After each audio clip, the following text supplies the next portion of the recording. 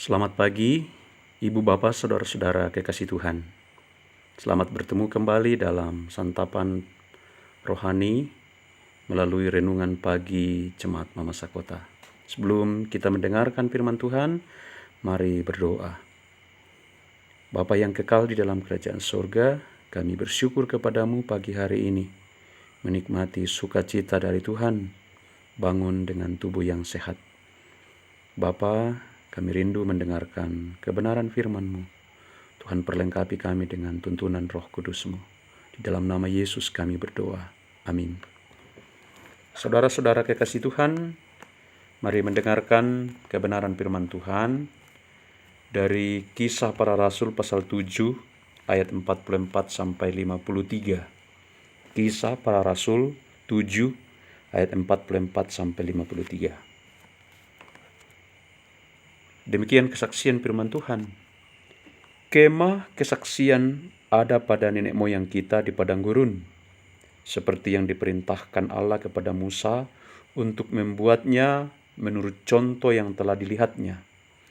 Kemah itu yang diterima nenek moyang kita dan yang dengan pimpinan Yosua dibawa masuk ke tanah ini, yaitu waktu tanah ini direbut dari bangsa-bangsa lain yang dihalau Allah dari depan nenek moyang kita. Demikianlah sampai kepada zaman Daud. Daud telah mendapat kasih karunia di hadapan Allah dan ia memohon supaya ia diperkenankan untuk mendirikan suatu tempat kediaman bagi Allah Yakub. Tetapi Salomolah yang mendirikan sebuah rumah untuk Tuhan. Tetapi Yang Maha Tinggi tidak diam di dalam apa yang dibuat oleh tangan manusia. Seperti yang dikatakan oleh Nabi, langit adalah tahtaku dan bumi adalah tumpuan kakiku. Rumah apakah yang akan kamu dirikan bagiku? Demikian firman Tuhan. Tempat apakah yang akan menjadi perhentianku? Bukankah tanganku sendiri yang membuat semuanya ini? Hai orang-orang yang keras kepala dan yang tidak bersunat hati dan telinga, kamu selalu menentang Roh Kudus, sama seperti nenek moyangmu, demikian juga kamu. Siapakah dari nabi-nabi yang tidak dianiaya oleh nenek moyangmu? Bahkan mereka membunuh orang-orang yang lebih dahulu memberitakan tentang kedatangan orang benar, yang sekarang telah kamu hianati dan kamu bunuh. Kamu telah menerima hukum Taurat yang disampaikan oleh malaikat-malaikat, akan tetapi kamu tidak menurutinya. Amin. Firman Tuhan melalui Kisah Para Rasul 7 ayat 44 sampai 53 ini kita renungkan dengan tema menjaga kekudusan bait Allah. Ibu bapak saudara-saudara, menuturkan kembali sesuatu yang pernah terjadi dan bermakna dalam hidup kita merupakan hal yang sangat penting. Ya, seperti indahnya bernostalgia. Kalau kita simak dengan baik bacaan kita ini, ada kesan bahwa Stefanus juga menuturkan kembali atau bersaksi apa yang pernah terjadi dalam kehidupan umat Tuhan sejak perjanjian lama, sejak mereka keluar dari Mesir, sampai masuk tanah perjanjian, sampai pada masa Yesus dan murid-muridnya. Stefanus menceritakan kembali bahwa sejak Musa, mereka telah mendirikan kemah. Ya, dan ketika Yosua masuk tanah Kanaan, kemah itu juga tetap dibawa sebagai tempat beribadah kepada Tuhan atau tempat berjumpa dengan Tuhan. Namun, ibadah mereka di kemah dinodai dengan penyembahan berhala. Ya, seperti kepada patung buatan mereka di masa-masa pengembaraan. Sehingga kemah sebagai bentuk kehadiran Allah kehilangan makna bagi iman mereka. Demikian juga saat mereka sudah menduduki tanah Kanaan, Daud membangun bait suci yang diselesaikan oleh Salomo. Namun, kekudusan atau kesakralan bait Allah dinodai dengan ketidaksetiaan umat sampai kepada pemimpinnya kepada Allah. Kalau kita baca kitab Amos, terjadi kejahatan sosial, penindasan, ketidakadilan, keserakahan dalam hidup sehari-hari.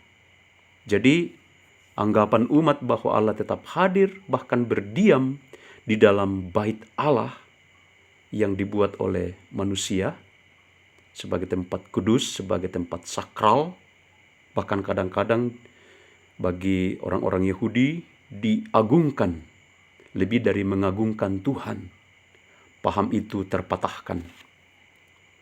Hal itu sama sekali tidak bermanfaat bagi pertumbuhan iman mereka, sebab praktek hidup tidak menunjukkan kekudusan hidup yang dikehendaki Allah.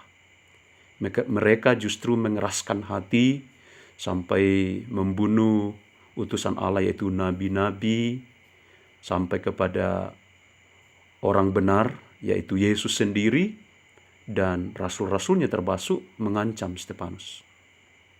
Jadi apa yang disampaikan oleh Stefanus dalam bacaan ini adalah teguran keras terhadap sikap dan kecenderungan dalam kekristenan sampai masa kini. Ingin membangun gedung gereja yang megah dengan anggapan bahwa dengan gedung yang megah, ibadah itu akan berjalan baik. Atau juga ada kecenderungan bahwa hanya di dalam gedung gereja lah, seperti bait Allah dalam perjanjian lama, itu menjadi tempat kediaman Allah, tempat Allah hadir memberkati umat. Kalau pemahaman ini berkembang, maka ada pemahaman bahwa di gedung gereja lah kekudusan hidup harus dijaga. Hidup sakral wajib di gedung gereja. Di tempat lain tidak. Jika pemahaman ini terus dipelihara dan dipertahankan, maka ada kemungkinan kita jatuh dalam kecenderungan untuk memisahkan kekudusan hidup itu hanya pada waktu dan tempat tertentu. Sementara ketika berada di luar, seolah-olah itu luput dari pantauan dan kehadiran Allah. Selepas dari ruang ibadah, ketika masuk ke dunia kerja, dunia bisnis, politik, kekudusan pun itu dilepaskan. Kesaksian iman Stefanus mengingatkan kita bahwa Allah tidak dibatasi dalam ruang dan waktu menurut pikiran dan pengaturan manusia. Itulah sebabnya dalam ayat 49 dikatakan, langit adalah tahtaku dan bumi adalah tumpuan kakiku. Rumah apakah yang akan kamu dirikan bagiku? Tempat apakah yang akan menjadi perhentianku? Jadi bait Allah sebagai tempat Allah hadir sesungguhnya bukan hanya menunjuk kepada gedung, tetapi itu menunjuk kepada dunia secara keseluruhan, tempat kekuasaan Allah. Dan khususnya tubuh kita, hidup kita secara keseluruhan adalah bait Allah yang sesungguhnya yang harus dijaga kekudusannya. Jadi bukan gedungnya yang dikuduskan, tetapi terutama adalah tubuh kita, hidup kita. Karena itu kekudusan hidup kita adalah kekudusan bait Allah yang sesungguhnya. Amin. Mari berdoa. Terima kasih Tuhan untuk firman-Mu yang menyapa kami. Melalui kesaksian dan pembelaan Stefanus, kami belajar bahwa sesungguhnya Allah menghendaki kami menjaga kekudusan bait-Mu, yaitu hidup kami. Tuhan, biarlah dalam kehidupan kami sehari-hari dimanapun kami hadir, kami terus-menerus menjaga kekudusan bait-Mu, yaitu hidup kami sendiri. Bapa, biarlah hari ini kami menjalani hidup kami dengan kekudusan hidup sebagai kekudusan bait Allah. Sehingga kami terus menjadi berkat, menjadi pewarta-pewarta kebenaran bagi dunia. Berkati seluruh umat-Mu, jemaat-Mu yang boleh ambil bagian dalam renungan pagi saat ini. Biarlah kami diberkati dengan firman-Mu, sekalipun kadang-kadang kami ditegur, dinasehati dan diingatkan. Terima kasih Bapa. Jauhkanlah kami kuasa kegelapan, pencobaan, mara bahaya sepanjang hari ini. Di dalam nama Tuhan Yesus, Gembala kami yang baik, kami berdoa kepadamu. Amin.